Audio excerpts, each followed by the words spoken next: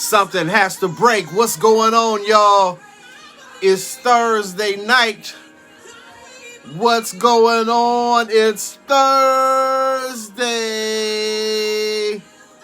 That's right. Something has to break. I'm just bringing you something new from Kiki Sheard. Kind of going in with my show. Something has to break. Thank you for tuning in. Thank you for tuning in to Straight Talk 24/7 with Elder J. Chris. That's me, and that's the page. Of course, you watching the show. That's why you came. A quick 15 Uncensored. We are here for our 10th episode. That's number 10, the 10th show. Thank you for letting me come in your home and say what we gotta say in our Christian show where we talk that talk uncensored, where we can say what we need to say because it needs to be said. Let me go and turn this down. My goodness. Hey, I appreciate y'all. As you can see, I'm back in the home base. I was on that nice Sequesterville last week. It was beautiful, wonderful. 12-year anniversary. I was more alone than I am right now, even though I'm still staying at home. I was just staying at home and way far away. Listen, I want to talk about something, but before we get there, I got two testimonies that I got shot through somebody. These two guys, I know they hit me up. First, Minister Malik Hill. I want y'all to check out, he has a new thing on Facebook, Fat Boys Barbecue. Something new just started, so go check it out, Fat Boys Barbecue. I think they're doing a pop-up this weekend, so check it out. Like I said, hey, take your shot. Don't blow your shot. While this is going on, we still are in our winning season. We don't have to be just sitting here. No. Idle hands. Can't nothing come of it. So, win. All right, Minister Malik, salute to you, brother. My next one, Minister Chris Betts. He got a new release, May 1st. Check out that release. If y'all know, he already had one, the anthem, that he was touring all over the country, hitting churches up everywhere. That sucker was banging. So check him out. May 1st, got a new release coming out on all digital platforms. Boom. Winning season. We winning. So like I said, I like to start off the show just pat, just letting the devil know, hey, no matter what's going on, we still winning. Amen. Listen, the name of the show is After the Smoke Clears. The long version is what do you do after the smoke clears? What you say, cuz? I see you. What do you do after the smoke clears? But let's just keep it simple. After the smoke clears, you know, we are still going through this mess, this pandemic, this worldwide pandemic that is affecting every single one of us in some type of way. Well, let me tell you, this is no different than a race. A race? I know you've seen a race. I got to make some analogies so you get it. And some of y'all sports stars, and I'm missing my sports, so please let me do it. Just let me put some sports in it. Got the star in the back, Lakers in the front. Please let me put some sports in this, okay? So, this is like a race, like a 400 Or for my sprinters out there, let's put a 4x1. But this is like a 400. At first, they ring the alarm.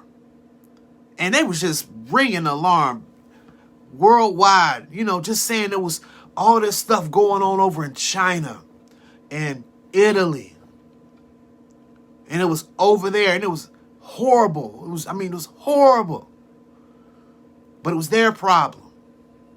Guess what? It wasn't their problem. I could tell it wasn't their problem when they told me what it was. And they couldn't stop it. People were still getting on planes. Guess what? It was our problem. Real quick. Ringing the alarm, ringing the alarm, ringing the alarm. That's the first part of the race. They shoot that gun off. Smoke starts. But you got to run through it of the ringing of the alarm. I fire that gun. That's that first 100 yards. You know, it's a lot of stuff that happens when that gun fires. Panic sets in. But that ain't. Let me just tell you. When that thing came here, a lot of stuff happened. People were still doing what they do, acting normal. You had people spreading stuff like it was this disease, or it wasn't the flu, or you couldn't catch it this way, or you could catch it that way. It's a lot of stuff that gets spread all over the place, and you don't know what to believe. You don't know what's real. Misinformation. I'm saying this for a reason. Because, believe you me, in life, when we have a tragedy, God is in there to get you through it. But the adversary is also in there to always try to pull you from God, or get you to make some mistakes, or make some missteps, or make you do some things definitely out of your character. Do some things that when you look back and they say who you represent, it sure don't look like God. So once we get through that ringing an alarm thing and people are running around bumping into each other, looking all crazy, and that tragedy, the second leg of it, that tragedy starts to happen. That thing that kind of starts to hit a little closer to home. Like, wait a minute, this is real. Yo, hold on, wait a minute. You mean people's actually getting sick from, you mean this is real? Do y'all remember, tell me, y'all was watching, do y'all remember the first time it hit that this was real? Somebody got sick that you knew? Or on Facebook, somebody reported somebody was sick? And it hit that like, yo, this is actually happening. When that second 200, because I used to run the 4, you know, that first one, when you just get out there and you running, I mean, you trying to get that speed up. And that second one, you're trying to really now get your stride going on. When this tragedy that's going on here, the adversary is also getting his stride. Because he's trying to stick it to us everywhere he can. Because I'm trying to think back of how I couldn't avoid seeing just everywhere I looked, everywhere I swiped, left, right, up, down, channel, I couldn't find anything that represented the glory of God. It was all just tragedy. It all looked like the apocalypse. Elder J, what kind of show you got here? What are we talking about? Because I'm trying to tell you that this is not the end. But if we get caught up in the smoke screen, in the show. The show. If we get caught up in the show that the adversary would like to also put on what's going on and draw us into, we can't see God in the midst. In the midst. Not that he started this. Not that he can't fix it. But I'm not getting into that. I just know that he's in the midst. If you don't understand that God's in the midst of whatever tragedy is happening in your life, what do you have to ever hold on to? Like I said, people have gone, this might be the first pandemic, but people have gone through tornadoes and hurricanes and earthquakes and tsunamis and tragedies all over the world that I can recount. Horrific. And you know what I know? Even through the loss of lives, tragic, they come back. They come back.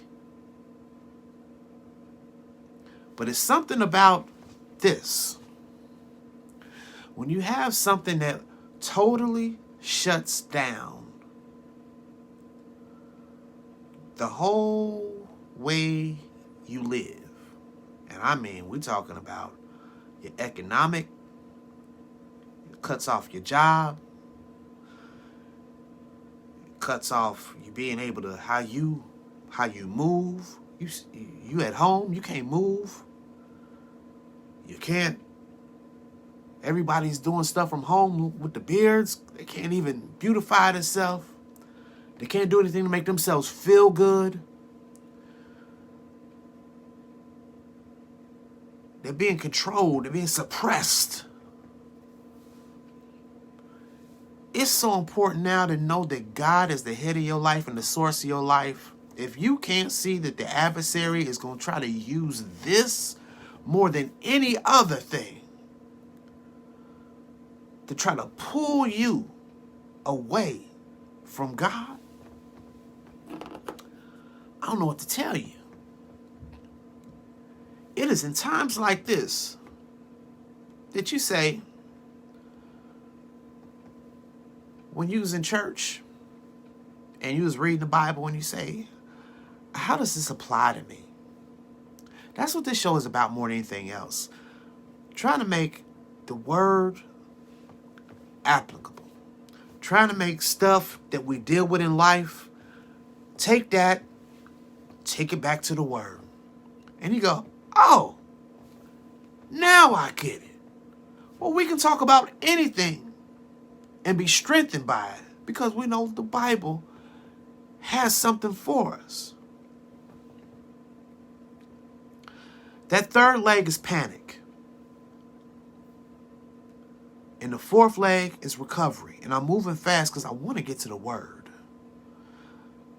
Because that panic sets in the third leg. Because we done already had ringing of the alarm and a tragedy going on. Now there's panic everywhere. Because it's like, it's happening. Because again, people are losing their jobs. All the sources are being cut off. Sources that we didn't really look at. We thank God for that we got them. We thank God for the job. And we thank God for, relatives or husbands or wives and all of that. And we thank them for houses and cars and all of that. But guess what? This goes on long enough. People are losing jobs and people now can't pay for cars and houses. And people are losing loved ones and, they're losing sources and they're focusing on those sources that they're losing, that they're forgetting about God. And that panic, the adversary keeps punching and pushing and pushing. So when the recovery comes, this is dangerous. Because the adversary is going to try to creep in here on his recovery and think yeah, let me get in here on this recovery too. Because if he can slip in on some recovery and make you think he's helping you recover, then he can make you think he is your source. Slick, huh? Listen. It's important that we, even in this virtual age, we stay connected with believers. That we communicate and we talk. And I know we having Bible studies we're watching, but we got to start having little Zoom things and we can see each other sometimes. And we don't have the fellowships. We got to start creating the fellowships. And I'm going to do something where I create a fellowship. Where I can have a bunch of people on and I can see you and you can see me. I'm going to do that in the next few weeks. So we can have the fellowships. And I'll tell you why. Because Hebrews 12, Hebrews 11 is the faith one. But Hebrews 12. Therefore, since we are surrounded by such a great cloud of witnesses, let us throw off everything that hinders us and the sin that so easily entangles. And let us run. Let us run with perseverance the race marked out for us, fixing our eyes on Jesus, the pioneer and perfecter of faith. See, I can go on, but the bottom line is, during this, let me just tell you, don't lose sight of Jesus in this race. No matter what. Job loss has affected my house, but Jesus is right there.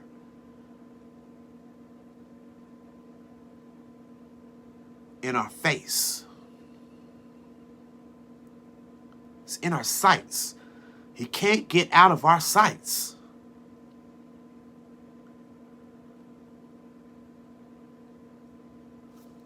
When we have a cloud of witness, we are surrounded. Do not isolate yourself in these times. Surround yourself with a cloud of witness, and with that you have the strength to throw off all of that mess that hinders and the sin that entangles us. My God, I love that part. And let us run with perseverance. See, the thing about that is the trip that while we are dealing with this pandemic, Hebrews 12 says, yes, as you're running this race, you're going to be dealing with this stuff, but you run with perseverance. I don't know about you, but anybody that's been in a race or cross country or any type of athletics, it's stuff that's going to be going on around them all the time. And it can't let them affect them. I don't say be a robot. I'm not saying that. I'm not sitting here and saying, that's not messed up or you don't have feelings. I'm not saying that. We're human. What I'm saying, though, is keep your eyes on the prize. Keep your eyes on your source. Pray without ceasing. Praise, let it be continually in my mouth. I'm telling you. I don't know about you, but I faced a time of being in the hospital. And I mean being in there for a long time. Couldn't go anywhere. and really not sure what was going to be my outcome. But while I was in there, all I knew was God had me. And I felt such comfort and joy because I knew there was something better waiting for me. Even though the doctors couldn't tell me, people around me couldn't tell me, I knew he was going to show me. And in this race we're running now, listen, thank you for the stimulus. But God, that means God has something even better for me. Please, people, don't get caught up on the stimulus like you about to get on government assistance. God just helped you out. But don't let the adversary convince you like you about to go from being self-sufficient to government assisted. Don't fall for the okie doke on that. Because when this smoke clears, as a Christian, you should be coming out with your head up even higher. Looking as though, wow, you look even better than you did when you went in. You look better than when the pandemic started. What happened? You look better. Your house look better. Your bank account's better. You got a new job? Yeah. You got a better car? What happened during this pandemic? I thought the pandemic was supposed to break people down, not build people up. Well, I don't know what race you was running, but I was running the race with Jesus. I was surrounded by believers, and I threw off all the stuff that entangled me. I threw all the stuff, the sin that entangles me, the stuff that keeps me down, and I ran that race with perseverance. And I kept Jesus right there in the forefront of my vision. Even though all of this other stuff was going on around me, I didn't let go.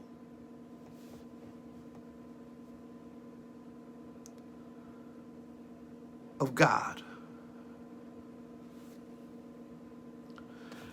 I know I went a little longer. But listen,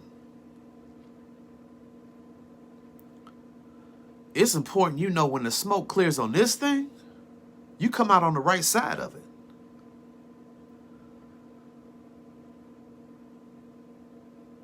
Because when it's smoky, sometimes our vision can get blurred and you don't really know who's around you or people's intentions or why things are being done. So that's why you continue to pray and ask God for direction and for confirmation and guidance.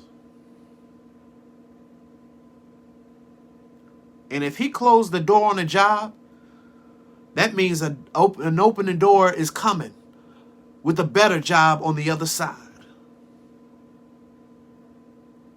Because you are running a different type of race.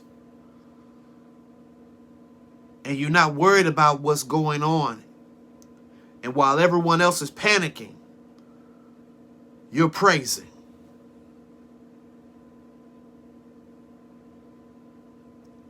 Amen. Praise God, y'all. This is Elder J. Chris. Once again, I want to thank y'all for tuning in to me in our 10th show. That's right. Our 10th show.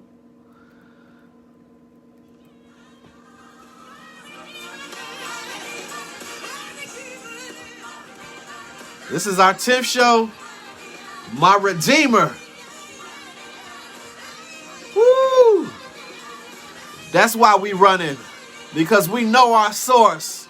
We know where our help comes from. That's Kiki Shear. That's our new album. I promote everybody. We winning. Remember, hashtag we winning. Hey, you know the page. Straight Talk 24/7 with Elder J. Chris. That's me. You know the show, A Quick 15 Uncensored, every Thursday night at 7 p.m. where we talk about any and everything, and I get uncensored sometimes. You know what I'm saying? Because it needs to be talked about. Whatever. Hey, God bless y'all. And look for my rewind. I'll hit it again tonight for people on the West Coast, but I'll do a rewind, usually on Tuesdays. But I'll see you next Thursday. God bless you.